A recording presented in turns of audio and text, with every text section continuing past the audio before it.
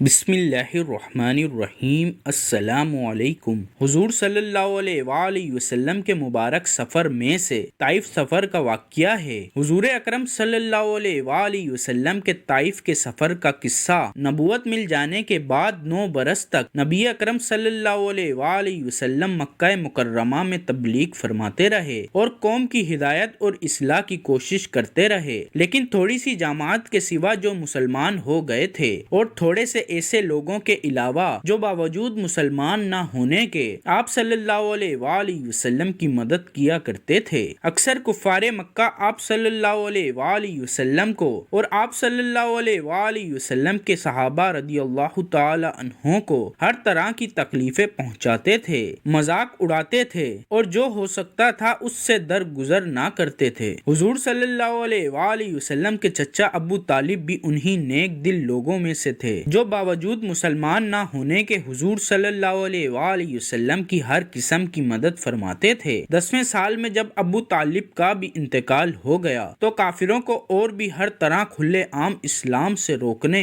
اور مسلمانوں کو تکلیف پہنچانے کا موقع مل گیا۔ حضور اقدس صلی اللہ علیہ وآلہ وسلم اس خیال سے طائف تشریف لے گئے کہ وہاں قبیلہ ثقیف کی بڑی جماعت ہے، اگر وہ قبیلہ مسلمان ہو جائے تو مسلمانوں کو ان تکلیفوں سے نجات ملے اور دین کے پھیلنے کی بنیاد بڑھ جائے۔ وہاں پہنچ کر قبیلے کے 3 سرداروں سے جو بڑے درجے کے سمجھے جاتے تھے ان سے گفتگو فرمائی اور اللہ کے دین کی طرف بلایا اور اللہ کے رسول صلی اللہ علیہ وآلہ وسلم کی یعنی اپنی مدد کی طرف متوجہ کیا، مگر ان لوگوں نے بجائے اس کے کہ دین کی بات کو قبول کرتے یا کم سے کم عرب کی مشہور مہمان نوازی کے لحاظ سے ایک نوار مہمان کی خاطر مدارت کرتے، صاف جواب دے دیا اور نہایت بے رخی اور بد اخلاقی سے پیش آئے۔ ان لوگوں نے یہ بھی گوارا نہ کیا کہ آپ صلی اللہ علیہ وآلہ وسلم یہاں قیام فرما لیں۔ جن لوگوں کو سردار سمجھ کر بات کی تھی کہ وہ شریف ہوں گے اور مہذب گفتگو کریں گے، ان میں سے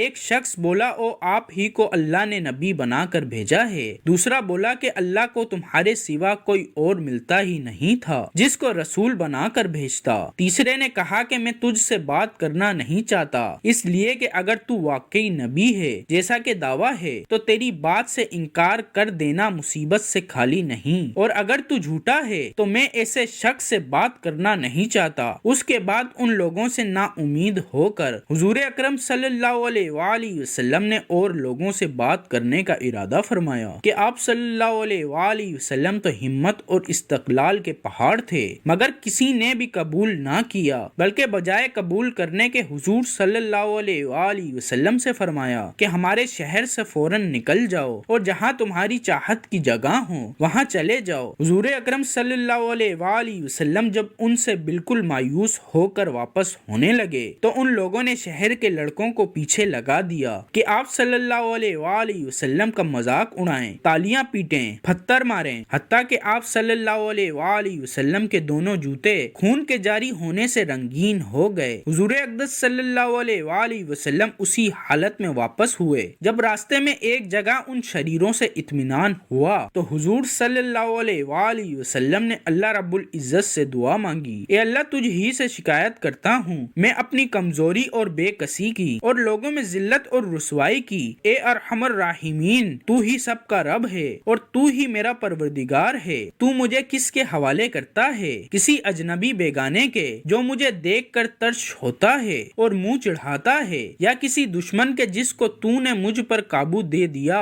اے اللہ اگر تو مجھ سے ناراض نہیں ہے تو مجھے کسی کی بھی پرواہ نہیں ہے، تیری حفاظت مجھے کافی ہے، تیرے چہرے کے اس نور کے طفیل جس سے تمام اندھیریاں روشن ہو گئیں اور جس سے دنیا اور آخرت کے سارے کام درست ہو جاتے ہیں، اس بات سے پناہ مانگتا ہوں کہ مجھ پر تیرا غصہ ہو یا تو مجھ سے ناراض ہو۔ تیری ناراضگی کا اس وقت تک دور کرنا ضروری ہے جب تک تو راضی نہ ہو، نہ تیرے سوا کوئی طاقت ہے نہ قوت۔ مالک الملک کی شان قہاری کو اس پر جوش آنا ہی تھا کہ جبرائیل علیہ السلام نے آ کر سلام کیا اور عرض کیا کہ اللہ تعالیٰ نے آپ صلی اللہ علیہ وآلہ وسلم کی قوم کی وہ گفتگو جو آپ صلی اللہ علیہ وآلہ وسلم سے ہوئی اور ان کے جوابات سنے، اور ایک فرشتے کو جس کے متعلق پہاڑوں کی خدمت ہے آپ صلی اللہ علیہ وآلہ وسلم کے پاس بھیجا ہے کہ آپ صلی اللہ علیہ अलैहि वसल्लम जो चाहें उसको हुक्म दे दें। उसके बाद उस फरिश्ते ने सलाम किया और अर्ज किया कि जो इरशाद हो मैं उसकी तकमील करूंगा।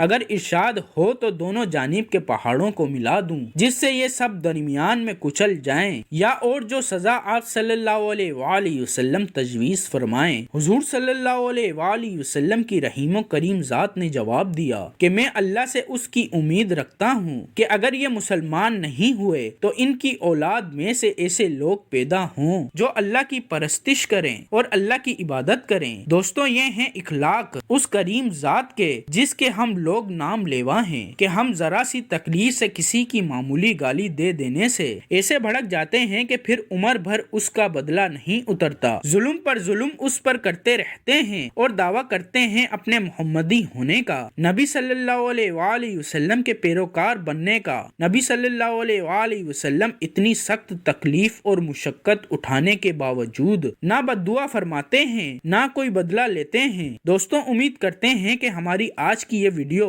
आपको जरूर पसंद आई होगी। अगर पसंद आई है तो पसंदगी का बेहतरीन इजहार ये है कि इस वीडियो को लाइक करें, शेयर करें और कमेंट करें। आप तमाम भाइयों और बहनों का वीडियो देखने के लिए बहुत बहुत शुक्रिया। आने वाली वीडियो तक इजाजत दीजिए। अल्लाह हाफिज।